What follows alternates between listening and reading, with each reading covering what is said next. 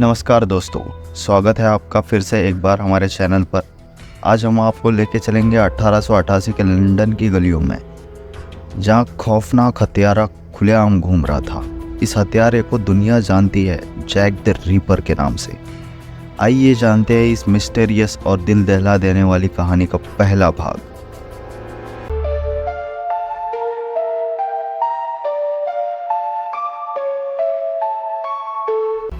Francis टम्बल्टी नाम का एक अमरीकी 1888 के जुलाई में व्हाइट चैपल की हत्याओं से 2 महीने पहले लंदन पहुंचा था। यह लंदन की उसकी पहली यात्रा नहीं थी। टम्बल्टी खुद को एक डॉक्टर बताता था और उसने यूनाइटेड स्टेट्स और इंग्लैंड में कई तरह की दवाइयाँ बेची थी, लेकिन उसके पास कोई लाइसेंस भी नहीं था या फिर उसके पास कोई चिकित्सा का प्रशिक्षण भी नहीं था।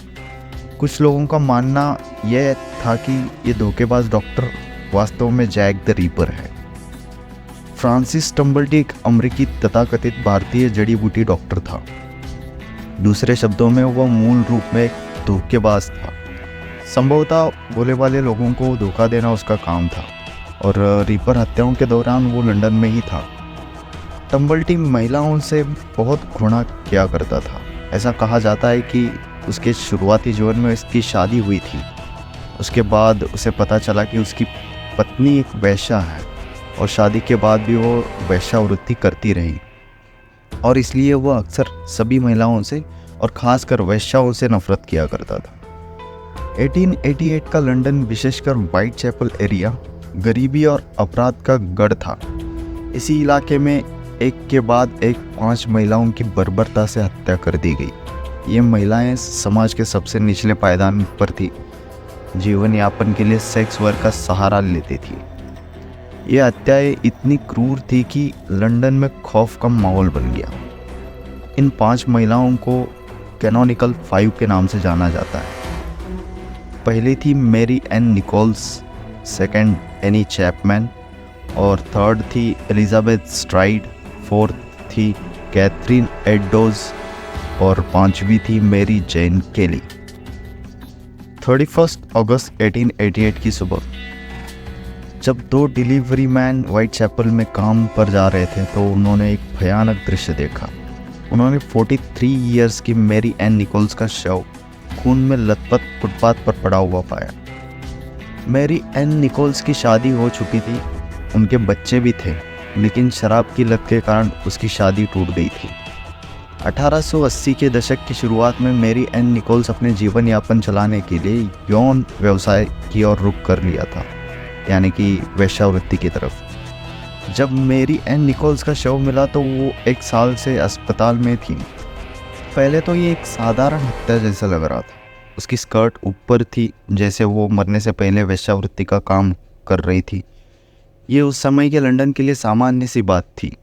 हालांकि जब शव कोरोनर के पास ले जाया गया और आगे की जांच हो गई तो उन्होंने पाया कि यह हत्या और एक विकृति थी, और इससे कुछ सवाल भी खड़े हो गए। मैरी एन निकोल्स की हत्या के ठीक 8 दिन बाद 8 सितंबर 1888 को एक अन्य महिला एनी चैपमैन का शव व्हाइट चैपल के टेनमेंट के आंगन में पड़ा हुआ पाया। एनी चैपमैन की पहले जॉन चैपमैन नाम के व्यक्ति के साथ शादी हुई थी, लेकिन वो अलग हो गए थे। फिर अंततः उसे पता चला कि उसके पति की मृत्यु हो चुकी है। उसने अपने भरण पोषण के लिए कई काम किए, जैसे कि सामान बेचना या फिर क्रॉकेट का काम लेना, लेकिन अंततः उसे उसका गुजर बसर नहीं हो पाया तो वो वेश्यावृत्ति की तरफ धकेली गई।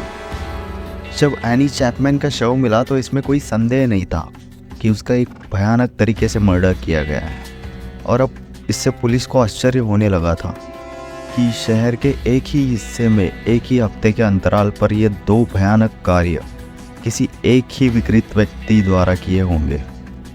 ये एक अपराध था। ये एक ऐसा हत्यारा है जो महिलाओं से नफरत करता था और उन्हें अधिक से अधिक नुकसान पहुंचाना चाहता था। जैसे ही दूसरा मर्डर हुआ, लंदन में ये खबर आग की तरह फैल गई। लंदन में उन दिनों 158 समाचार पत्र थे और वे सभी बिक्री के लिए प्रतिस्पर्धा में थे। इसलिए जब प्रेस को इन हत्याओं के बारे में पता चला तो उन्होंने इसे एक सनसनीखेज खबर बना दी। क्योंकि उनके नए पाठकों के लिए ये वही चीज़ थी जो पढ़ना चाहते थे। आपको याद रखना होगा, उस समय जब ये हत्याएं हो रही थी, शेरलॉक होम्स के रहस्य उस समय लंदन में बिकने वाली सबसे बड़ी चीज़ थी और हर कोई शेरलॉक होम्स की कहानियाँ पढ़ना चाहता था। मीडिया ने अपराधों की भयानक प्रकृति को सनसनीखेज तरीके से चलाया। व्हाइट चैपल स्पष्ट रूप से गिरावट और गरीबी की गहराई में जा रहा था और ताज्जुब यह है कि ये सारी चीज़ें हो रही थी बैंक ऑफ इंग्लैंड के 2 सड़क दूर, और इसलिए ये बहुत जल्द ही एक राष्ट्रीय मुद्दा बन गया। 2 क्रूर हत्याओं के बाद लंदन पुलिस हत्यारे की पहचान करने में असमर्थ रही थी। नतीजन उन्होंने हत्यारे की तलाश में अपने जाल बिछाना शुरू कर दिया। 300 से अधिक लोगों को जांच के दायरे में रखा गया और उनमें से 80 को पूछताछ के लिए बुलाया गया, और हर बारी जब पुलिस किसी व्यक्ति को उठा लिया तो यही बात बताती कि किलर पकड़ा गया है, पर वो हर बार निराशा ही उनके हाथ लगती। और ये जब सब कुछ हो रहा था, लंदन के सेंट्रल न्यूज़ एजेंसी को एक रहस्यमय पत्र आता है जो खुद हत्यारे का ही प्रतीत होता है। ये लाल स्याही में लिखा हुआ एक लेटर था और अजीब तरीके से इन शब्दों से शुरू होता है, डियर बॉस। और उस लेटर में जो आगे लिखा हुआ था वो पढ़कर लोगों के होश उड़ गए। लेटर में कुछ इस तरह से लिखा हुआ था, डियर बॉस, मुझे बार बार सुनने को मिलता है कि पुलिस ने मुझे पकड़ लिया है, लेकिन अभी तक मुझे वो पनिश नहीं कर पाए। जब वो अपने आप को इतना चालाक समझते हैं और सही रास्ते पर होने की बात करते हैं तो मुझे हंसी आती है। मैं वैश्याओं से नफरत करता हूँ। जब तक मुझे सजा नहीं मिल जाती मैं उन्हें चीरना बंद नहीं करूंगा। आखिरी मर्डर शानदार था। मैंने औरत को चीखने तक का मौका नहीं दिया। अब पुलिस मुझे पकड़ नहीं सकती। मुझे अपना काम पसंद है और मैं फिर से शुरू करना चाहता हूँ। आप जल्द ही मेरे मजेदार खेलों के बारे में सुनोगे। पिछले काम के बाद लिखने के लिए मैंने बियर की बोतल में थोड़ा सा खून बचा कर रखा था, लेकिन वो गोंद की तरह गाढ़ा हो गया, अब इस्तेमाल नहीं किया जा सकता। उम्मीद है लाल स्याही काफी रहेगी। अगले काम में मैं औरतों के कान काटकर पुलिस वालों को भेज दूंगा। जब तक मैं थोड़ा और काम न कर लूं, तब तक ये खत संभाल के रख लेना। मेरा चाकू बहुत धारदार है। अगर मौका मिले तो मैं अभी काम पर लगना चाहता हूँ।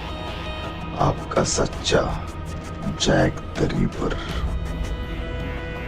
इस लेटर ने लंदन में सनसनी फैला दी और दहशत का माहौल यहाँ तक आ चुका था कि औरतें घर से बाहर निकलने से डर रही थी। जैक द रिपर हत्याओं में एक ही पैटर्न देखा गया। वो अपने शिकारों का गला काटता और बॉडी के कुछ ऑर्गन्स निकाल लेता। ये साफ था कि हत्यारे को इंसानी बॉडी के बारे में अच्छी जानकारी थी और इससे ये भी साबित होता था कि हत्यारा कोई डॉक्टर है या फिर कसाई है। इन खौफनाक हत्याओं ने मीडिया और जनता के बीच में भारी सनसनी पैदा कर दी थी। अखबारों में ये खबरें रोज़ ही आने लगी थी। इस दौरान पुलिस और मीडिया को कई पत्र प्राप्त हुए जो कथित तौर पर हत्यारे से भेजे गए थे। इनमें से एक पत्र जिसका नाम फ्रॉम हेल पड़ा, वो विशेष रूप से कुख्यात हुआ। इस पत्र के साथ इंसानी किडनी का एक छोटा सा टुकड़ा भी भेजा गया था, जिससे ये साबित होता था कि ये पत्र वाकई हत्यारे ने भेजा हुआ है। तो दोस्तों, आज के लिए बस इतना ही। हमने देखा कि जैक द रिपर ने 1888 के लंदन को अपने खौफ और हिंसा के जाल में कैसे जकड़ लिया था। लेकिन ये कहानी यही ख़त्म नहीं होती। जैक द रिपर की पहचान और उसके किए गए और मर्डर्स के बारे में जानने के लिए अगले वीडियो का इंतज़ार करते हैं। अगर आपको ये वीडियो पसंद आया हो तो लाइक और सब्सक्राइब करना ना भूलें और हमें कमेंट्स में ज़रूर बताएं कि ये कहानी आपको कैसे लगी। धन्यवाद और फिर मिलते हैं जैक द रिपर पार्ट 2 में।